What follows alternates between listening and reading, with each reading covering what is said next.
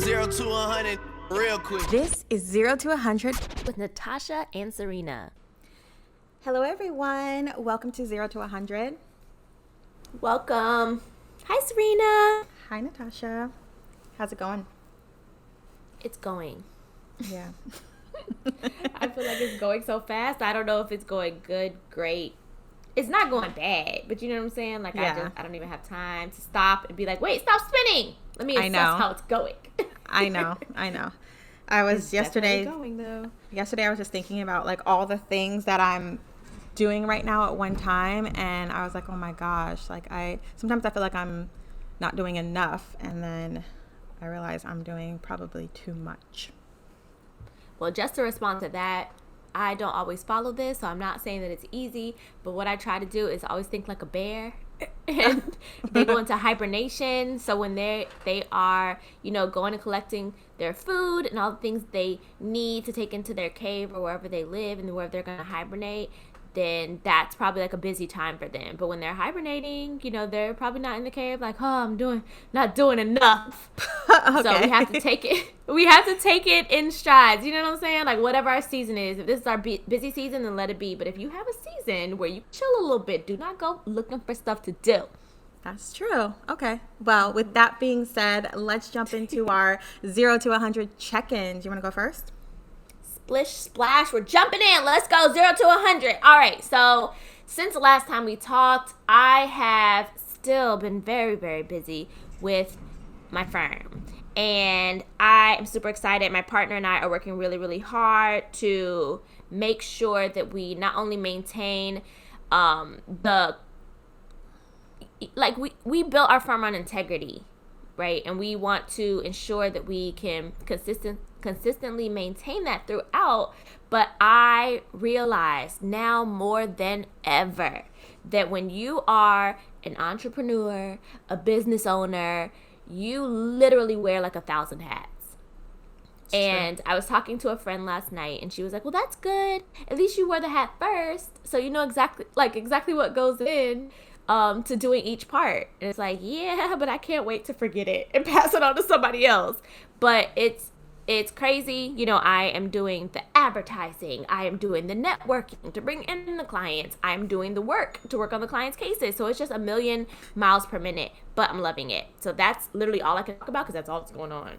Congratulations. Oh, happy Mother's Day again. I do have to add that. Thank you. Thank you. Yeah. So, Mother's Day was super fun. I got to relax, which is all I wanted to do, and spend time with family. And then my nephew graduated this weekend, so I was super excited and happy for him. He already has like a really great internship lined up, a possibly job offer. So I'm excited. This weekend, I just unplugged, spent time with family, and so I don't have too much to update you on, but that's what Good. Sometimes that's good though. Yeah. You see what I'm saying? Like you don't have to. And maybe I'm saying that coming from a place of envy right now because I am like all over the place and all I want is, to go back to Fort Pierce this weekend and see the newest little baby in the family. But like realistically, it's like, how can I even fit that in? Like, it's just, you know what I'm saying? Yeah. So I'm like looking at you and you're like, oh, I unplugged. And I'm like, I want to do that again. Well, it may be a lot easier in the next coming days because we're like on a gas shortage or something. So everybody might be unplugging. That is not affecting us. They better not try us with those gas prices. Like I do not have time for that. I know. Yeah. All right. I do not have time for that.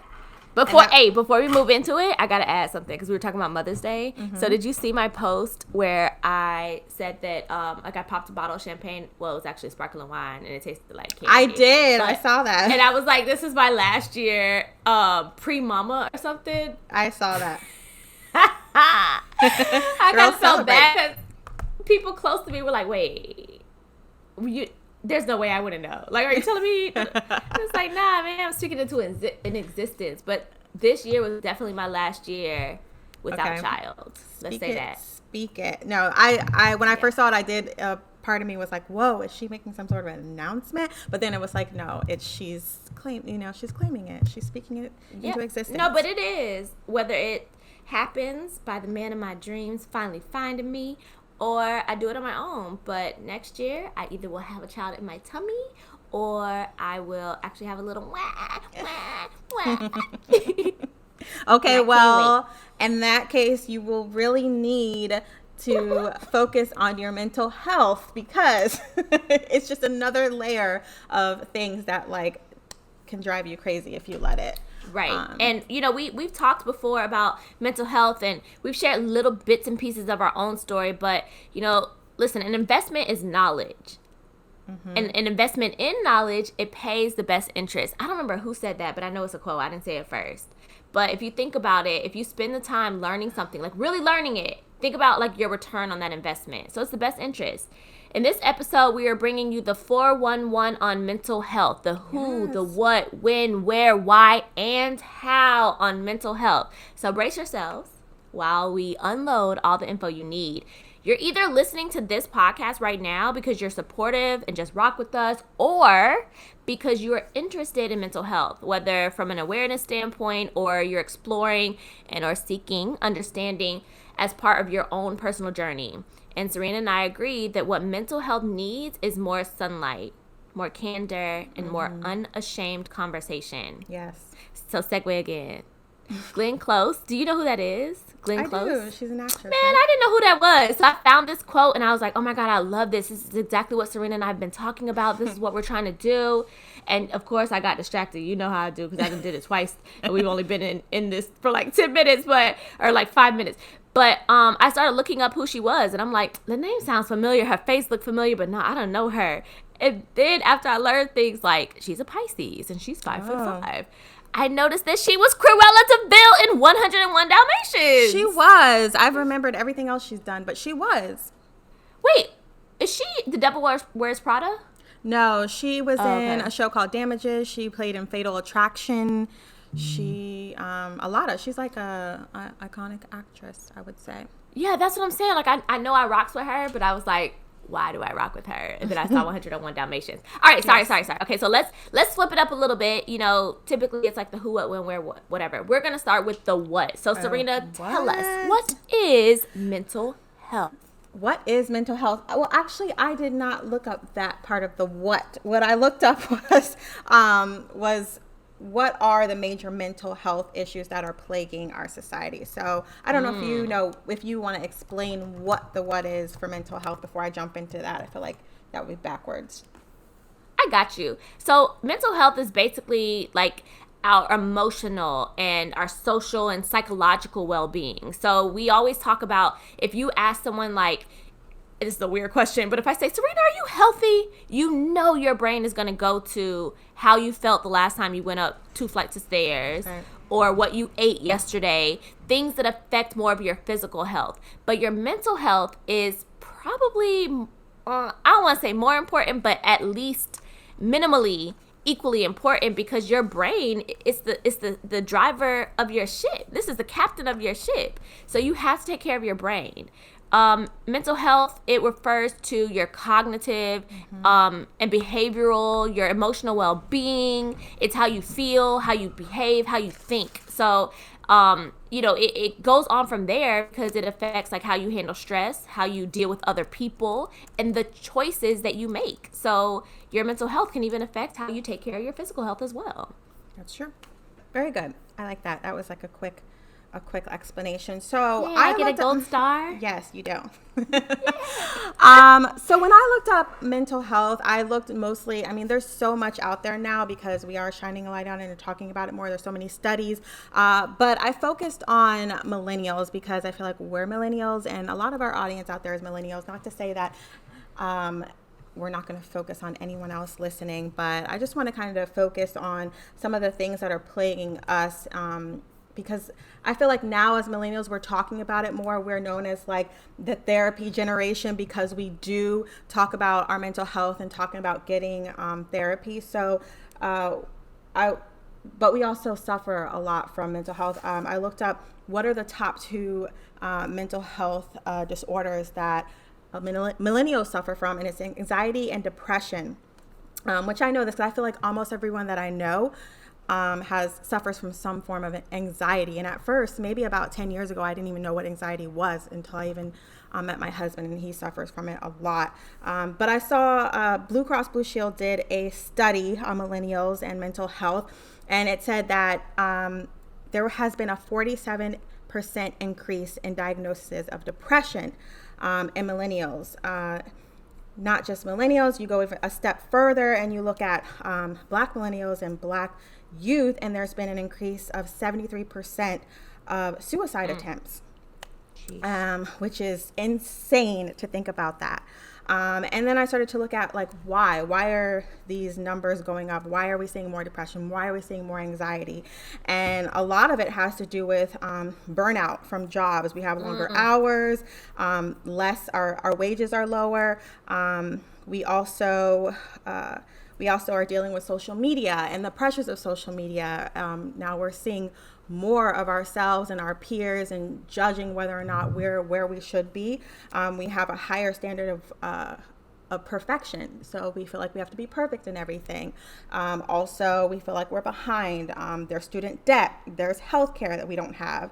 Childcare is more expensive housing. I mean, I don't know if you've heard anything about the housing market right now, but literally there is nothing on the market. It's so hard to grab anything. Investors have kind of saturated the market and snagged everything up. So there's a lot of things happening within our generation that are causing us to have anxiety and fear. A lot of it is just not feeling stable or feeling uncertainty about everything, which is crazy because it's like, you can be uncertain in one area or another, but in everything, that will literally cause anxiety in anyone. I feel like in the strongest person.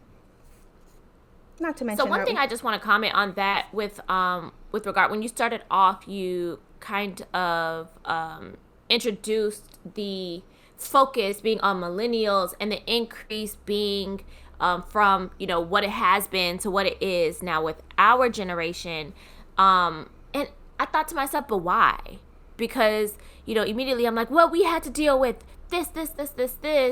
But then I was like, well, they had to deal with stuff too. But I think the difference is, and by the end of your explanation, you mentioned social media. And I think that a lot of it is that because sometimes so yesterday, for example, literally was on like 1 million. So I didn't have time to touch social media. So what does that mean? I didn't learn anything about what's going on outside of like the four walls of my office. Like I was in my bubble. But so if you don't check your social media and if you don't watch the news or you're already the type that you just don't watch the news, period, you don't really know what's going on. Mm-hmm. But when you are tuned in and you have all of that to just receive, you don't have the opportunity to just go through life like, had a great day, because so much of our great days have been at minimum like shooketh by things that are going on outside of what's involved in our day to day. So I think that that's really huge, and sometimes we have to just turn that mess off. Yeah, I know, and I really think that plays into the uncertainty because I feel like there was uncertainty in other generations, but if you think about it, like with your parents and your grandparents, there were certain things that were kind of set in stone. Like if they got a job, they were there. That was their job for like the next 30 years. Or if they, bought a house, more than likely that's where they stayed. Or if they, or if they decided to make some sort of move. I mean, there were shifts in economy and things like that, but wasn't so much uncertainty. With us, it's almost daily, and social media just enforces it, because then we go on social media and then we can see all the daily minute by minute changes that are happening. You can see every news alert, everything, and it just gives you anxiety. It does. And I also want to highlight one of the notions that I didn't necessarily think of, but the ambitious folk, which our generation is full of, the comparison, like, oh, am I doing enough? Oh, I gotta do more. Exactly. And nowadays the raises are few and far between, but every time it's time to renew your lease, what's going up? Rent prices. What's going up? The interest from the bank on your mortgage. The cost of living is constantly going up, consistently rising, but it's not matched with the rate of pay. Yeah. So it doesn't make any sense. So you're forced with paying back student loans. You're forced with, all of these bills that you need to live. Then you want to be healthy and balance it out. So you want to live a good life too. So what does that mean? Oh, I got to work more. Oh, I got to do the most so I can get a raise or get a better position. Or you got to do like I did and say, I'm not going to say that. I'm about to say something rude. But you just, say what you're going to say and then do your own thing. Right. Because, then you get to, drive that shit too. Your brain drives the ship of what you got going on with your body. When you're on your own, it's stressful, but it's very rewarding. Yeah. So now we talked about what mental health is, what the major issues that are playing, what's causing them, what does it look like for us? But more importantly, what does good mental health look like? So good mental health, it's characterized by a person's ability to fulfill a number of key functions and activities, like the ability to learn, the ability to feel, the ability to express and manage a range of positive and negative emotions, the ability to form and maintain good relationships with others, the ability to cope with and manage change and uncertainty. Right? So, that list can go on and on because, again, this is like the computer in your car, that if something's not right with the computer, the whole car malfunctions. So if something's not right with you mentally, then all of these aspects of your life are going to suffer in some way, whether you recognize it or not. So who is capable of achieving and or maintaining good mental health? And I'm making air quotes because I think it's hard to define what exactly good mental health is. But everyone is capable of it. And that's why you have to, explore what good mental health look like for you so that you can then figure out, how do I get it? Mm-hmm. Right? So who is most affected by mental health? So this was an interesting find for me. So 20.6% of U.S. adults experienced mental illness in 2019. Wow. So 20.6, do some mental math right now. No, let's not. That's 51.5 million people. That represents 1 in 5 adults. Wow. 1 in 5? Think about 5 people you know. 1, 2, 3, 4, 5. At least one of y'all in that group got something going on. Mm-hmm. 5.2%, which is 13.1 million, that represents 1 in 20, experience serious mental illness. Now, I won't break away, but I suggest Googling, because sometimes you think any mental illness is like, oh, so serious. No, they divide it. It's divided into, just mental illness and then what's serious, what, requires some additional treatment, some additional attention. And then finally, 16.5% of the youth in the United States, that's 6 to 17, experienced a mental health disorder in 2016. That's 7.7 million people, 7.7 million children. Wow. So now the breakdown for what does this look like as far as like race and culture? We have Asian, non-Hispanic Asian, 14.4%, white 22.2%, Black African American 17.3%, American Indian or Alaska Native 18.7%, mixed multiracial 31.7%. Can we keep going? I mean, if you add all these up, what does this equal? 100%, okay? So basically, it's all of us. Yeah. Okay, so it breaks it down. If you want this information, literally just Google it. You just talked about anxiety and depression being the top 2. Google how many people have been diagnosed with anxiety disorders. 19.1%, which is 48 million people. Okay, major depressive episodes, 7.8%, 19.4 million people. Just reach out, get the knowledge so you can find out if the who is you, you're not alone. Yeah. Whatever it is, there's millions of people that are literally going through the same thing. And some of these people are telling their stories. Some of these people are writing, articles, and it's at your fingertips. Just go find it. It's true. And I think you hit the nail on the head, is that these numbers, when you first hear them, they sound scary, but really it means that we're not alone. Like, there are so many people going through the same things that we are going through. And it's really just what we're doing now is talking about it, shedding light on it, and making people feel more comfortable to get the help that they need. Oh, did you say now? That segues us into the win. Yes.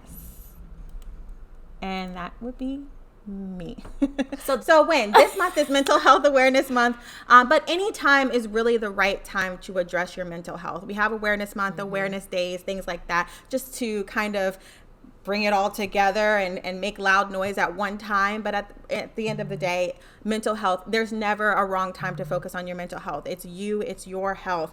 I saw some interesting stats when I was looking this up, and I saw that people who suffer from mental health disorders are twice more likely to have chronic physical conditions, which I mean, one thing affects the other. So when you not focus on your mental health or try and ignore it, you're going to see it manifest in other ways in your life. And so that you don't have mental health issues plus chronic physical condition on top of it, you want to just like attack the problem while you can, attack the issue and manage it while you can.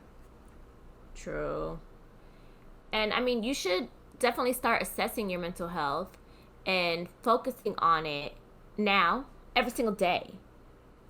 Let's think of it as any other aspect of health. So, they always talk about being proactive, and that's the best way to combat what is inevitable, and even what's more likely when you are doing all the things that can lead to quote unquote bad or unhealthy mental state.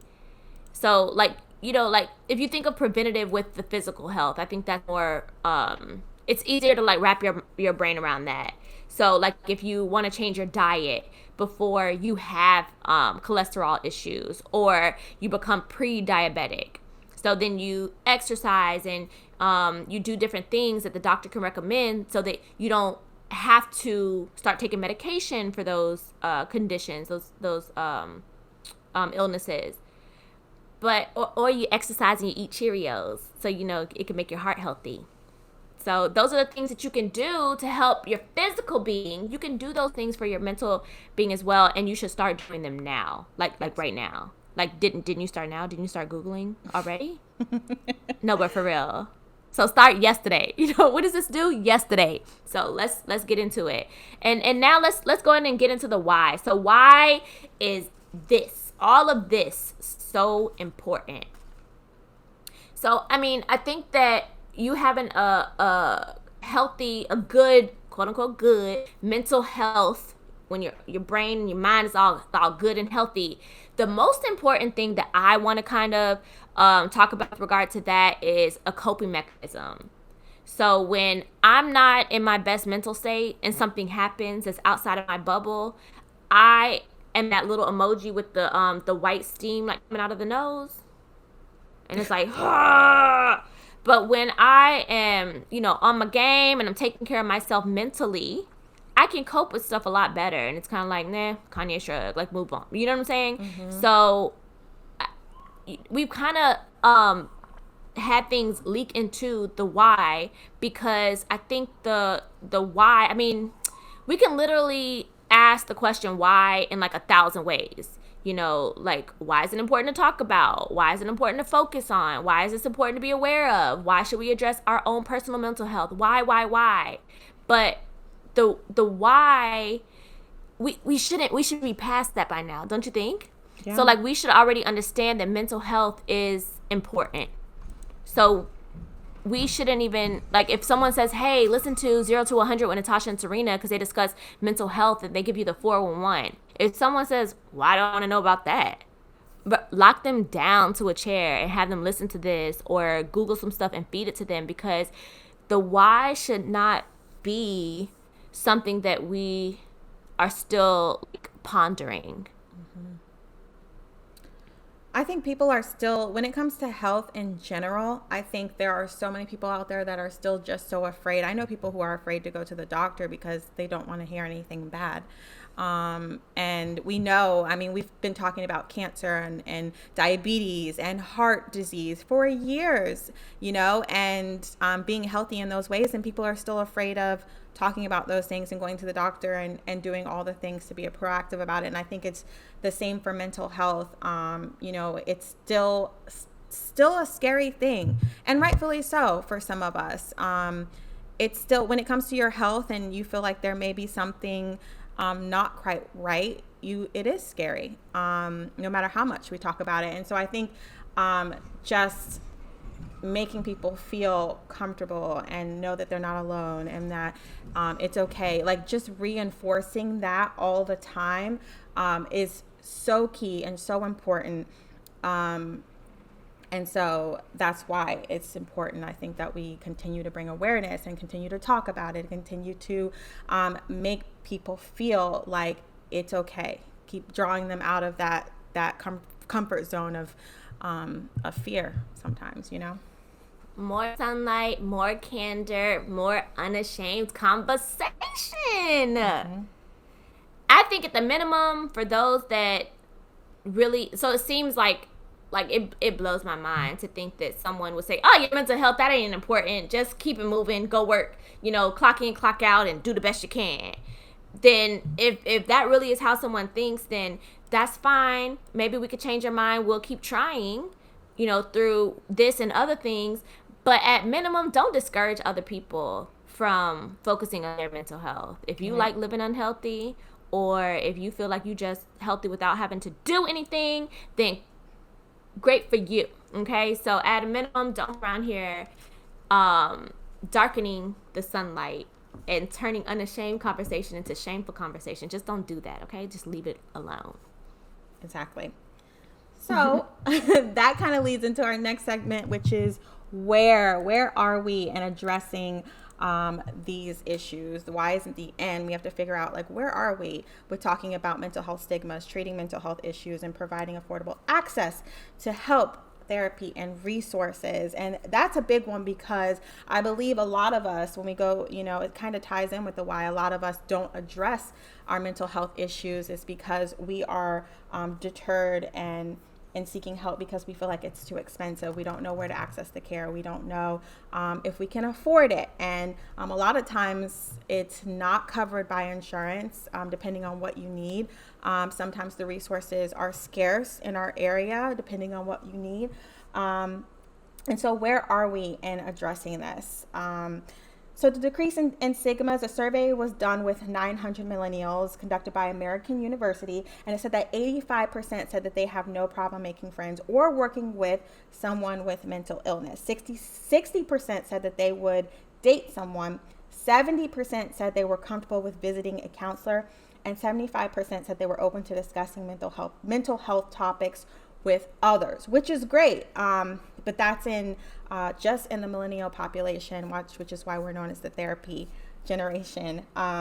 We are getting better. The numbers are going up in the way that we're looking at mental health. We're able to talk about it. We are comfortable with dating people and having open conversations about it. So we're getting there. I feel like we're making progress. We're making headway. And I think with Generation Z, is it? Gen Z? They are even, their numbers are even higher when it comes to discussing mental health issues. So we're moving towards making a lot of progress and headway. I think that's fantastic. I definitely think that, you know, the resources are there. But I think that some people are lost in the where, and they think that, oh, well, I mean, people just need to know, like, where they can find help, and here's the information. But no, like, where is towards the end of the list, because you have to, start with your why and the who and what we're talking about. You have to get to a place of recognizing the importance of what we're talking about, and then you can go search for some answers. So I mean, I don't even know how to best direct everyone to answers. Like, I think that it would probably be better for us to put it on our Instagram page, 0 to 100 podcast, or our Facebook page, 0 to 100 podcast, and just have a list, because there are so many resources now.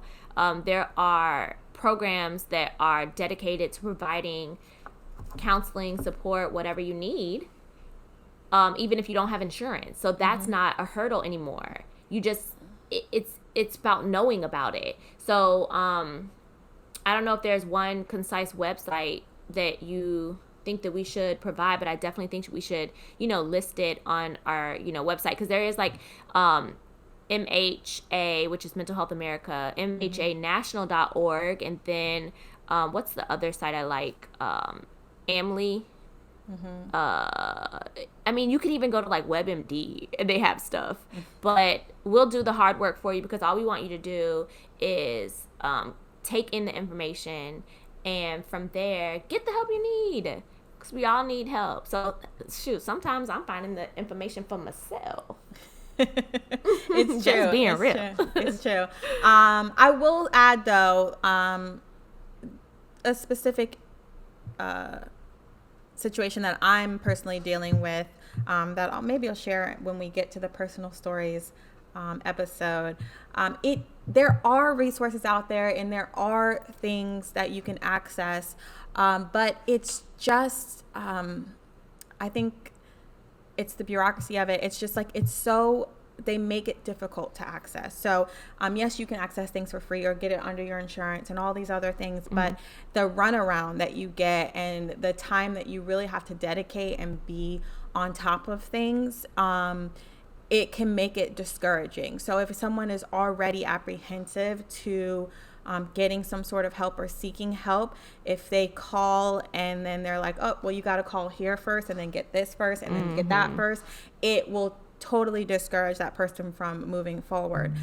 You really have to be determined. In most cases, every case is different. So you really have to be determined if you're trying to seek help to be able to deal with, well, this isn't the right place. You got to call here. And but you got to call your insurance first and get this clearance, or you got to have this diagnosis first. And so I think there's a lot of work to be done when it comes to healthcare and resources and things like that. And so that's another reason why it's important to focus on this awareness, because not just to put the burden on people who are who want to address their mental health, but to put the burden on these institutions and our government and our cities and counties and people who are controlling these resources, to make it more accessible for people, to make it easier, Yeah. And I mean, finally, we wrap it up with what I think is probably the most important factor of the who, what, when, where, what. It's the one that looks a little different because it doesn't start with the W. Drum roll.